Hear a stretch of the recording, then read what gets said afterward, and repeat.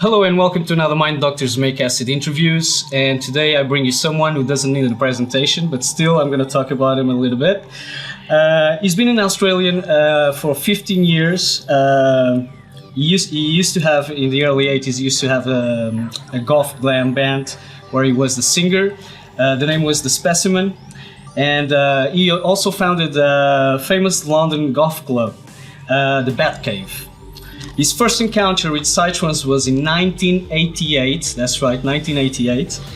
And he's done tracks with GMS, X-Dream, Manog, CPU, Psywalker, and a few more.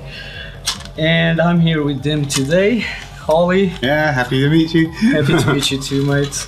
How you doing? Yeah, doing good. Good.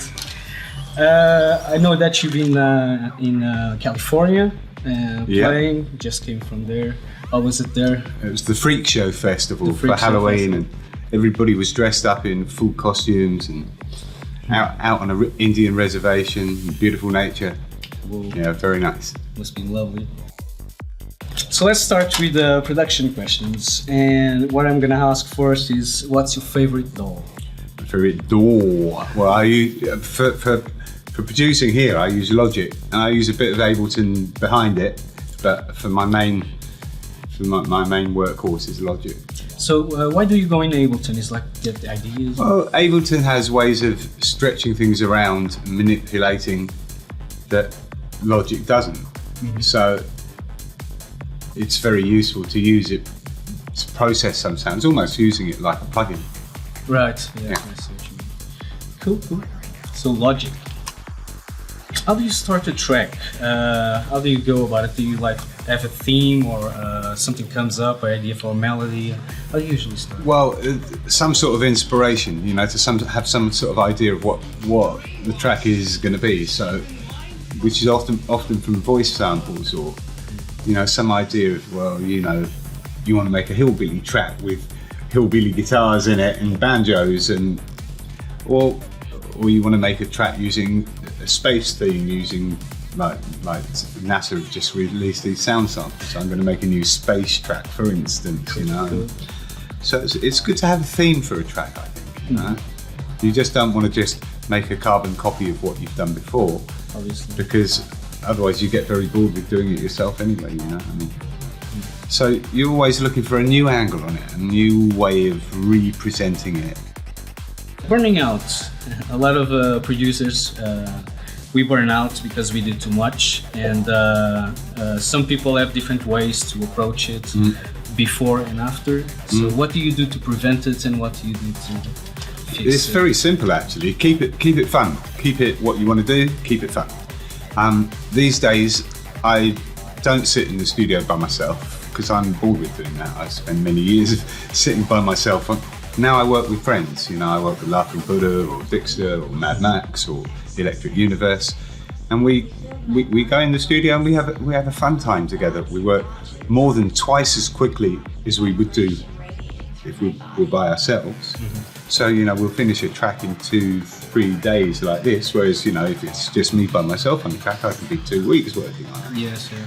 So there's, and then you've got all the social interaction and, like I said, the fun that goes with it, and you want that element of fun to come into the music anyway. Yeah, without it. Yeah, I mean, if you're bored with doing it in front of the computer making another track, well, the music's going to sound like that too, actually, you know. Yeah. Yeah, talking about VS tracks, how do you usually do your VS tracks? When people are with you in the studio, how do you do that? And when people are not with you in the studio? Well, it's almost always with, you know. I'm not really a great fan of trying to do a track with somebody by internet. You can finish off the fine last details like that, but you've got to do the main session together, you know, and capture the fun of doing it, you know. Again, it comes back to that, you know. It's got to be fun, and there's no real approach to it, you know. You're just two mates and you start fishing up some sounds and fishing up some samples, and so there's no process like you do this, I do that. No, but you know, I mean, I tend to work with people where our strengths complement each other. Mm-hmm. rather than be exactly the same same strengths as each other. So So any other hobbies you have besides music? Any other hobbies? Well, I'm a single dad still, Right. and I'm travelling all around the world doing parties. So I don't really have time for hobbies as such. Okay, fair enough. Source of inspiration. Well, everything in life, really. I mean, it can be a sunrise. It can be a really nice gathering of people. It could be your pet doing something funny. I know, whatever inspires you in life. You've got to draw your inspiration from wherever you see it. You read something in a book, or hear something in a piece of music. It doesn't have to be psytrance for sure. In anything. So you have to draw your inspiration from your life and what's around you, I think. Favorite synths, the ones that you use the most, like the treetop or Virus. Virus. That's Virus, and Virus. That's the main one. That's absolutely the best synth out there, as far as because it's this integration of audio unit, software, and hardware at the same time. It sounds like nothing else sounds. It's got this kind of fractal edge of sound. Maybe the soft synths don't have the same amount of power assigned to just making the sound. They're one soft synth in a whole list of them that you can bring up on your computer, but only so much of the computer's power is devoted to that synth making that sound. But with the Virus, it's a computer with all the sound is devoted to making that sound, and it just seems to do everything better than just about anything else, to be honest. I mean, I also use a lot of soft synths as well, but for my main leads and stuff, it's usually that beast. Cool. Composing melodies. How do you compose most of your melodies and chords? Do you actually play everything, or do you write most of the stuff? Well, often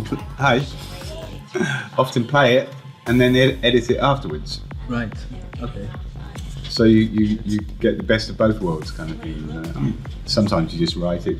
It depends what kind of part. If you're writing a whole lead part, it's better to play it in first, and then move it around. Mastering. Do you master your tracks? No. You always send it out? No, I'm 56 years old, and my ears are also 56 years old. So I really believe in using the right horses for courses. The right people for the right job.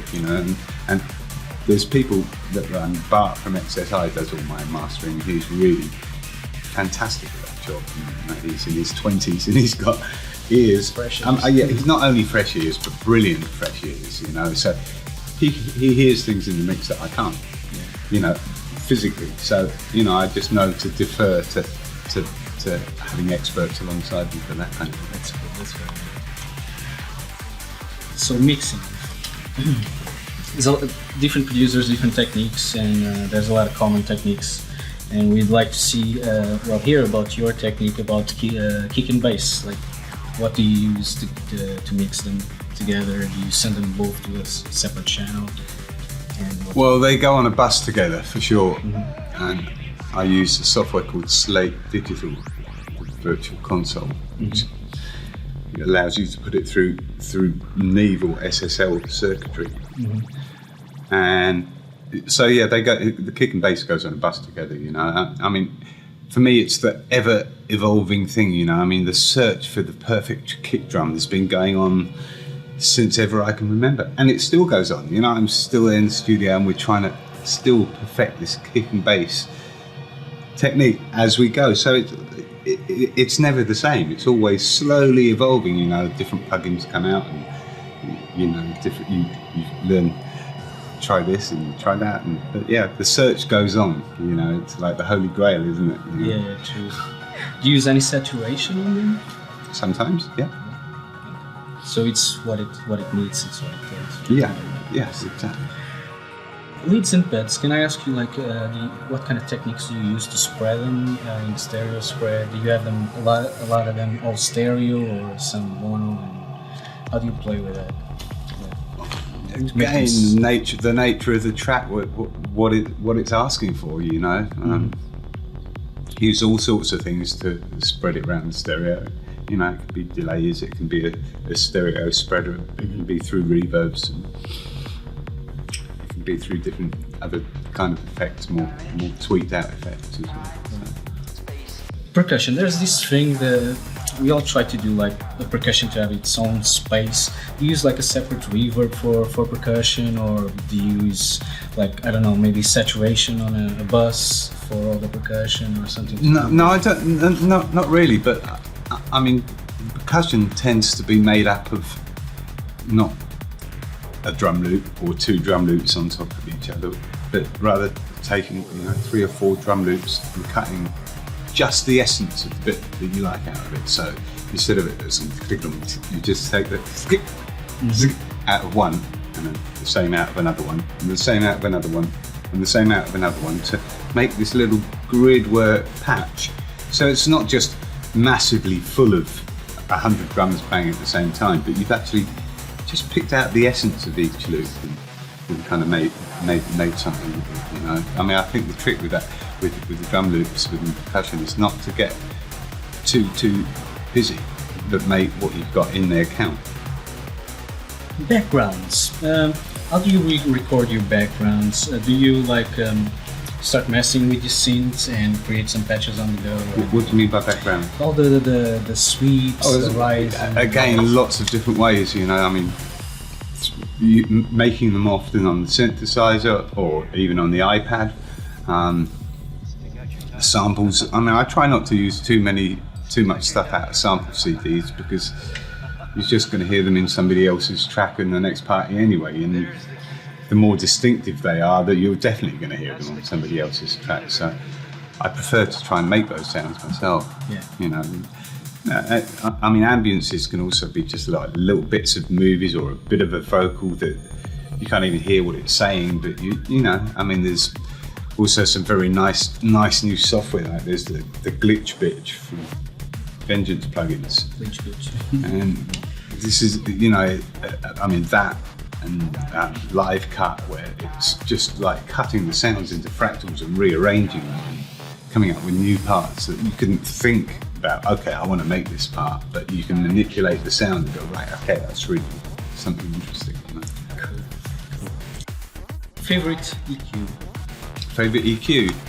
Well, for different things, you know, the Pultec for some stuff, and the Oxford EQs for high-end stuff like cymbals and hi-hats. It's really good. You can push the hi-hat without the pain. Yeah, I mean, often just using Logic EQ as well. Mm-hmm. I think that having a subwoofer doesn't make it easy in the studio. Yeah, it sounds great, but it doesn't give you a true idea of what's really going on, for being able to make a proper mix of it that sounds good on the big sound system as well. You know, I think it can trick you quite easily in the studio. The separation. Yeah, you know, it just sounds so good that you've got no idea if you've got enough bass or actually way too much bass. So it's really hard to mix the bass because you're hearing it too well almost. I mean, people used to, you know, Extreme made all their albums on these crappy little Yamaha NS10s, you know, these NS10 speakers, and it sounds fucking horrible. And then their thing was, well, if you can hear the bass, you've got enough. If you could just hear the bass in these speakers. They're like and they produced all their, you know, they made the fucking killer kick and bass trance sounds. That's what's weird, because they can't hear the lower frequencies, where usually that's right. the main tone of the kick is, and all that stuff, and they can still. I suppose, like you said before, if you make them sound good in there, they'll sound good anyway. Yeah, they have they're famous for that as well. And if you can make something sound good on the NS10s, they sound good on the. So I have a 6.5-inch KRK. Oh, they're nice, the KRK. Yeah. But it took me more than a year, actually more than that, to get used to the sound, because there's still because some... they make a colour on them, yeah. Yeah, they have a color. Yeah. They do have a color. got the same, but it's 18. Well, Slightly bit more Yeah, I bass. find it's they're kind of the most important bit of your studio, they're really, aren't they, the monitors? Because if you, I mean, yes, you can get used to them and you adjust your mixes because you're used to your monitors, but if you can hear it like it's going to sound when you take it out, then it's a lot easier to know what you're doing and what, you know, where a sound should sit in the mix, you know, if it's telling you the truth. If it's not telling you the truth, do you bring it up two dBs, that lead sound, or should it be back a couple of dBs? You know, and it's, you know, if you hear it right, then you can know with confidence. Yeah, okay, that's what I mean. So I'd say, you know, they're kind of the most important bit, really. You know? So did you? I'm sure you started with other ones, trying other. You tried different ones along. Yeah, I had Dyne Audio before, Mm-hmm. which are also very good, but they're much brighter than these ones somehow. And I had Mackies, the first Mackies that they brought out for many years actually. You eventually ended up with Yeah, 10 that's inch. yeah. I mean, like I said, I had to pay a lot of money to improve this. You know, but it's always good to just put yourself in the space where you're always pushing the boundaries a little bit every time. You know, always exploring some new territory, learning a new plugin. Keep it fun as well. That's right, exactly. You know, but that's one of the good things about collaborating with many different people, is you learn this one from this one, and you learn this bit from that one, and you learn this bit from another one. And They always bring new things to the game. no, that's right, exactly. And Fresh opinions as well, and new sounds, new ways of doing it. yeah, and it works the other way around. Is you also bring those, show them some ideas that they've never seen or thought about. Exactly. Just share ideas. And I don't know if it's just a psytrance, but I've never been involved in other styles. I've done some other experiments and stuff like that, but I don't know if it's just a psytrance, but it looks like the sharing thing between producers is it's alive. You know, it's like everybody has like that thing to teach others. It's availability. Yeah, well, especially in collaboration. I mean, that's what happens in collaborations. You know, with different people. Of course, you know, you go in the studio with somebody. You've got to put in something that they haven't got. You know, True. when you're looking for them to put in something that you haven't got, wouldn't think of. That's why you said it's important, like the strengths of one not to be the same strengths. That's of the right, other, exactly, so yeah. they can complement each other. Live act. What equipment do you take to? Well, I mean, it's changed over time. These days, it's very simple. It's my computer, my iPad, and my phone. That's it. I use my phone, the synthesizers on my phone, straight live into the desk. I use the iPad with a couple of different things. Right. I use Ableton Live, which has got a bunch of different synthesizers set up with it. And I use the iPad as a controller for Ableton, so I don't even use a little USB Native Instruments little MIDI controller. I use it to do it all off the iPad these days. That's cool. And the methods. What's the method you use? What do you use to reproduce the music? Do you have it like all set up? The whole live act is that songs after that song? No, never. I have, you know, I mean, I've been making this music for a long time and have many tracks. So I don't always like to just play what's only the newest in the last year. I like to play longer sets, you know, 3 or 4 hour sets, and so I like to be able to draw on my whole catalogue for what feels right in the moment. There's, you know, I know what I'm going to start my set with, but and quite often I'll set up an idea of how it might go, but it never goes like that anyway. I always change it around during my set, you know, but it's never pre-done in the hotel room, because it's all about now, this moment, now. And if you can't be flexible to write the right piece for the right moment, then you're going to miss it. You know, if you can't think that 2 hours before in the hotel room how it's going to be and what's going to be the really appropriate one to just, you know. Exactly. You never know what atmosphere is going to be at the party, what people are asking for. Yeah, So exactly. there are quite a few people that do that thing, and sometimes Yeah, I doesn't call it a work. staircase mix, you know, and Staircase. their whole job is to press play. I mean, for me, I would be completely bored out of my head on the stage. What to do? Then you're like the dancing monkey, right?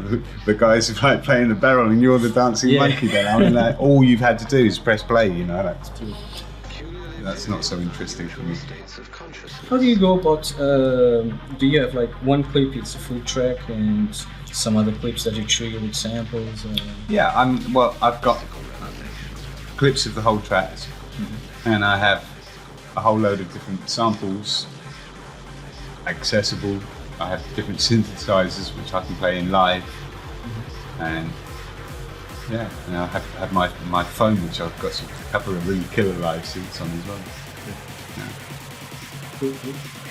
And so if you do, I mean, sometimes I'm also playing live with a guitar player.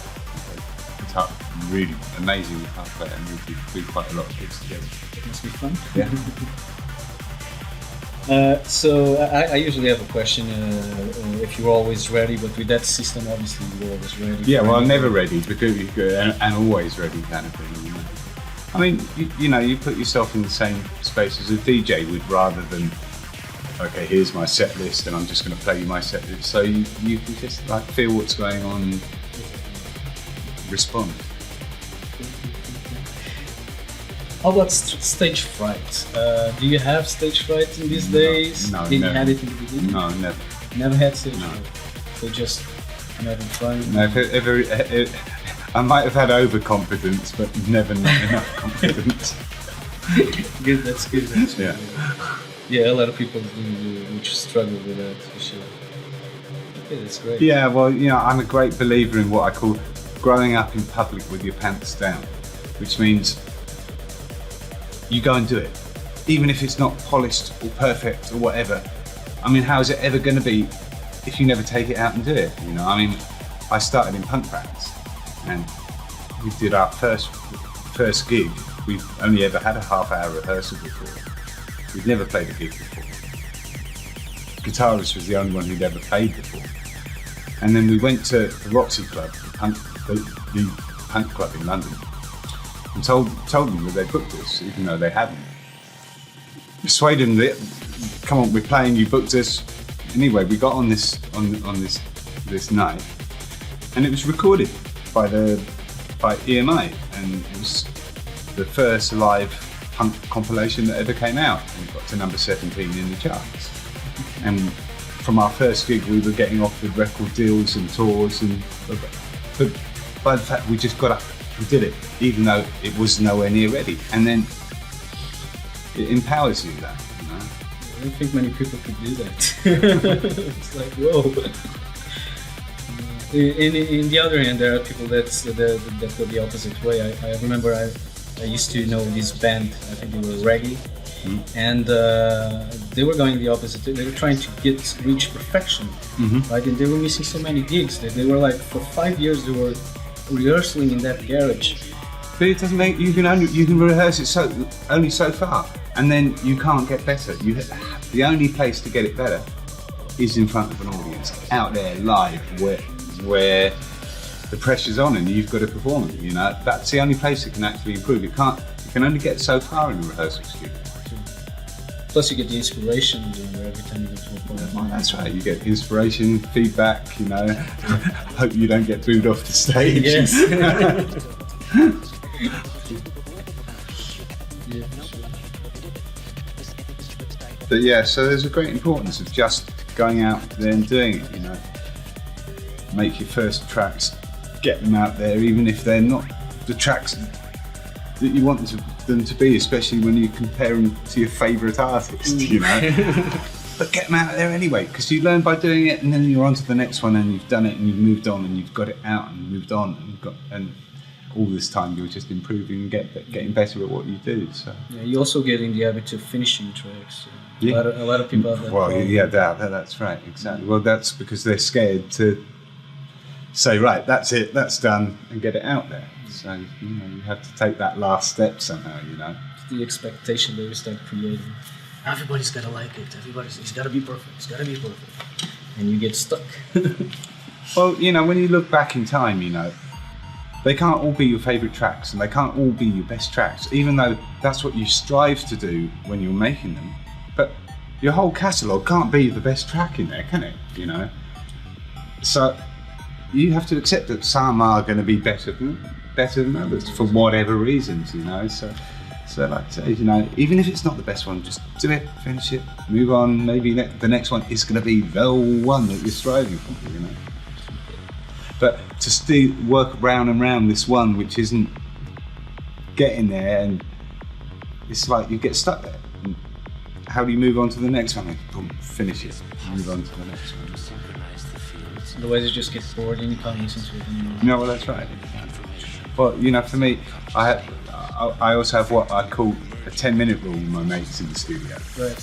And the 10-minute rule is, if you're working on one part or one effect or one thing for more than 10 minutes, drop it, move on. Because it's like when you repeat a word, any word, you say hospital, hospital, hospital, it will lose its meaning by the time you've repeated it 20 times. And the same if you've got a drum loop going round and round and round and round and round and round. You can't actually hear it with any perspective of where it is, what it means. So you've got to be able to work quickly, and move on to the next thing. It's the same thing when you're doing like synth patches. When you're trying to create synth patches, you've been through like 3 or 4 types of sound that you liked, but you didn't stop there. You kept going, and now you're in a sound that you don't like at all, and you just missed the other patches. You didn't save them. That happens to me so often. Then I just get pissed off and I don't do anything else. Not getting to the root. Very important. Yeah, but by doing that, you still learn each time better how that synthesizer works, and Yeah, you're not losing. You're always doing something. It's like when inspiration draws or it disappears, you're not inspired to do anything. Just do some drums, some patches, something else.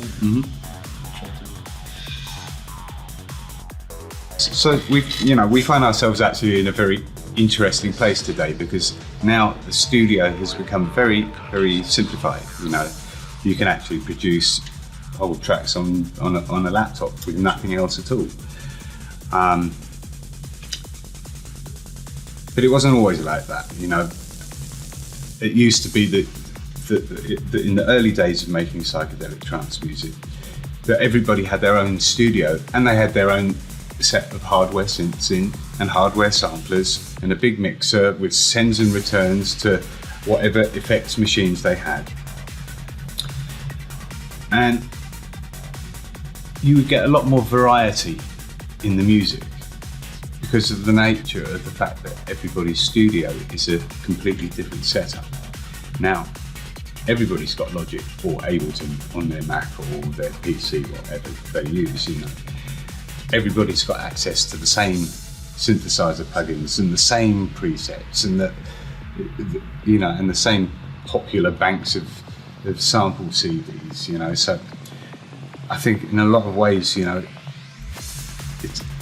it's a lot harder to be individual with your music because a lot of the cool things that are there, everybody's using, So you have to find different ways to keep your music interesting, I think. And keep it unique rather than for it to become formula. Which I go back to the idea of having a theme for a track. I'm doing a track with Dixter now where the theme is, the New Zealand hacker. The Maori hacker. Yes. It's this tribal war dance basically. So we're making this tribal war dance track with all these hacker samples from the New Zealand rugby team, from the Maoris down there, and this bringing elements that well, you don't hear it out there in other tracks. You can bring something into your track that somebody else doesn't have, you know, make it something unique, you know. So I think that's something that has to really be considered in modern production. It's like, yeah, everybody's got every machine you want, therefore you've got to find ways to make music interesting within that. That's the thing. I mean, like young producers, they're like asking on blogs and on Facebook, so what synth do you guys use? And they're like, oh, we use this one most. And so everybody's using the same stuff, and they even change patches and end up sounding the same, you know. It's, I mean, since what, 2006, Psytrance started to really start sounding like very similar. Well, I mean, also, you know, the accessibility. Everybody's got a computer now. You know, everybody can make music. You know, 10 years ago, having a computer good enough to make music on, you had to spend some money on. Now everybody's got it, actually. You know? So, but for me, the cream always floats to the surface. You know, the good stuff will always, you know, there'll always be lots of mediocre music out there, but the good stuff will always get noticed in the end. You know?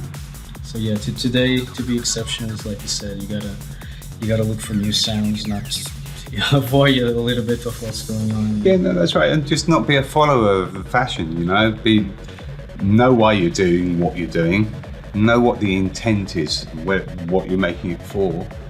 And then it doesn't matter what the fashion is. You know why you're doing it, and you know where it's going to go, kind of thing. You know, so it doesn't matter if this week's progressive and next week's dubsteppy or next week's whatever. You know, I mean, with the Psytrance, we work with quite tight parameters. You know, because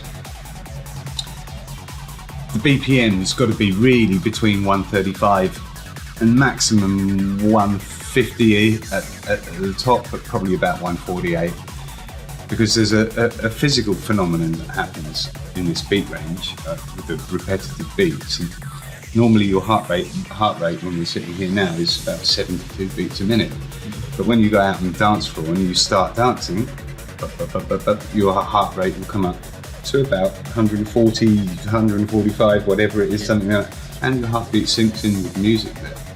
So there's something physically that happens with our bodies and this particular brand of electronic music. That's why it doesn't work at 120, and it doesn't work when it's the high-tech style in the 180s. You know, 180. Well, you can't dance to that. You can't fly to that. You know, you can twitch to it, but you can't get this syncing up at the heartbeat where it releases this euphoria that, you know, once people know a trance party and have experienced that, they come back again and again. You know, you can't just decide, oh, I'm going to like a new style, because there's not another style that's going to hit you in that same spot anyway. So, you know, I say it's like a virus, and once you're infected, that's it, you know. I've seen other people describe it like you just did, and João is one of them. Yeah, no doubt. Once you're infected, you're infected. Yeah, well, you know, the whole psychedelic trance thing is quite a phenomenon as well, because, you know, for me, I see it as it's like the last true underground we got left on the planet, because there's no underground scene left in rock and roll anymore. You know, all the mainstream festivals, you know, you go to a Psytrance festival and the chances are you don't even see a security guard, even though they might be there. They're not even dressed up so you can tell. You know, you go to even big festivals, you go in and you can do whatever you want as long as you don't bother somebody else for 3 days and 3 nights or whatever, you know, and so you can really be free.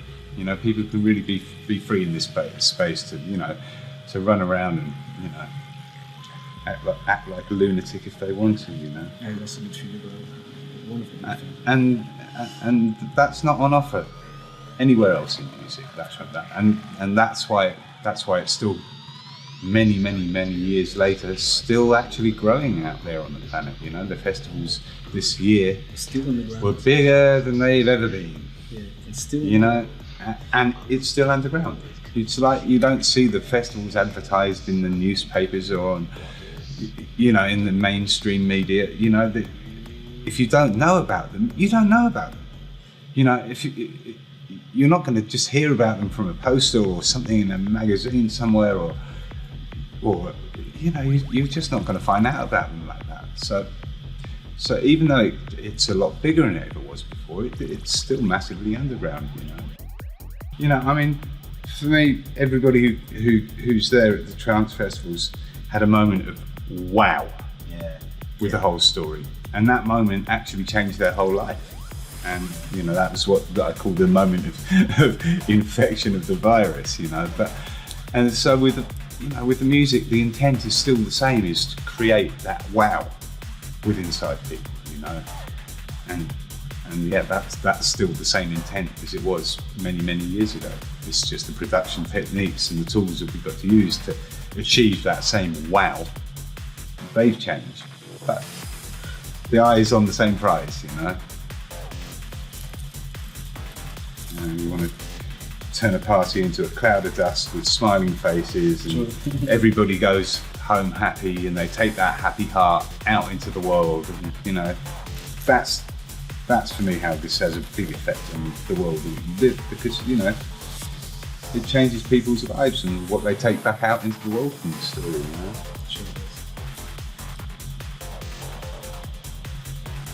The whole world went out and danced to a psychedelic trance party once a month, every month. And there'd be no fucking wars on this planet. That's for sure. There's no difference as well. I mean, when we're in the party, that nobody's looking at what you're wearing or what color you are, what size you are, where you're from. Yeah. We're all the same. Yeah. We're all there for the same thing.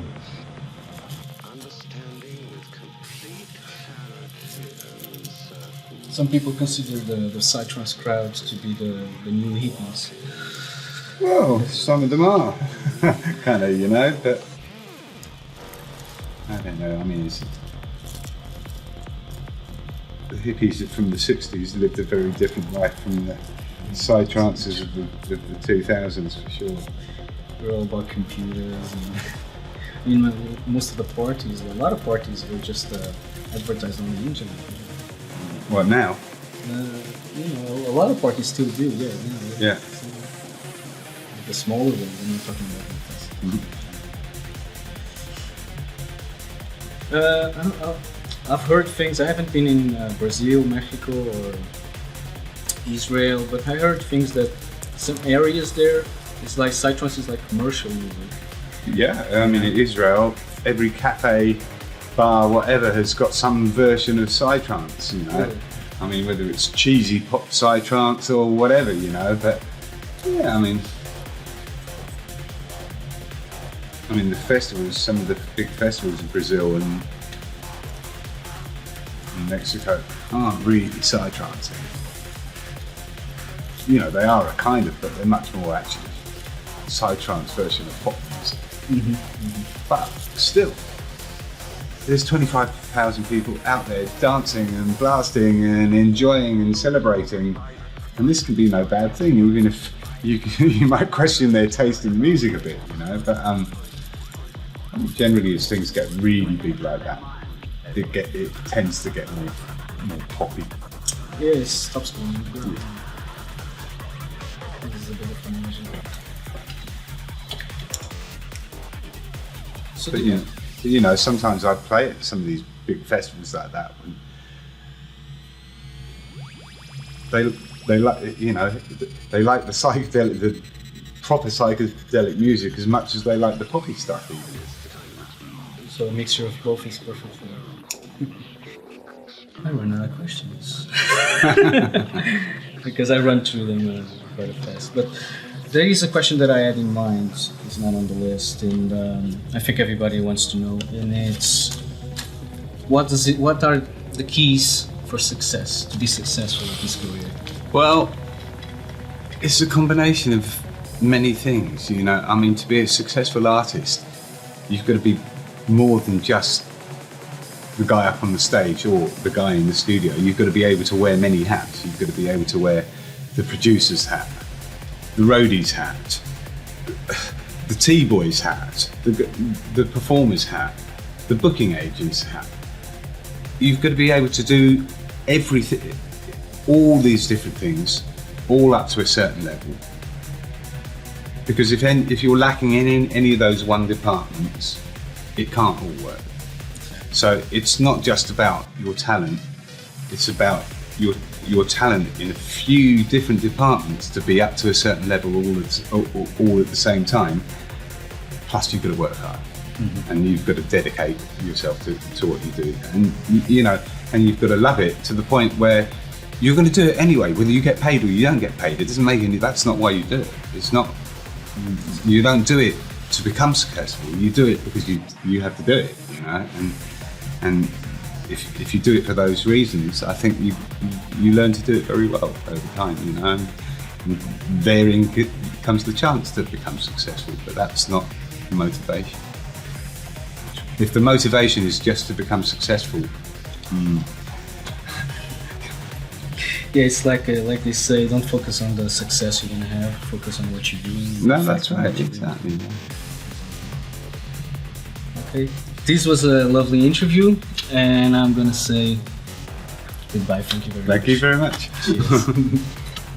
This is Houston, contact with a test. 1, 2. Thing is that it's real. It's No, real. that's right. It's their audio files. Normally you hear it with a on the top, yeah? 2, 1. 1, 2, 3, 4, 5, 5, 4, 3, 2, 1. Enter test. Okay, we checked all 4 systems, and there you go on modulation, all 4, and keying with a go. Roger, you're live. We're here also. Congratulations on being so far out. This is Houston, contact with a test. 1, 2. Welcome home, Columbia. Beautiful, beautiful. So I have to take it up the hangar, Joe. We're gonna dust it off first. I'm going to dust it off first. The beauty of it, it's not a movie, man. It's real. Crystal.